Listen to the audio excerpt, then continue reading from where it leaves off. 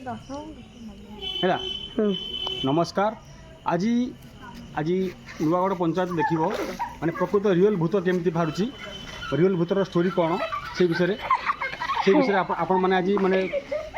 छोट पिला माने आरंभ कर बुढ़ा बुढ़ी मैंने देखिए प्रकृत रियल भूत केमती कौन तक स्टोरी कौन से सब कहे आसतु आज्ञा देखिया आम भूत को मिलिया है। अच्छा आज्ञा भूत तुम ये गोटे पंचायत केमती आसिले आमर गोटे गोष्ठी अछि आम गोष्ठी आम लोक माने हमको गाँ को पठेछन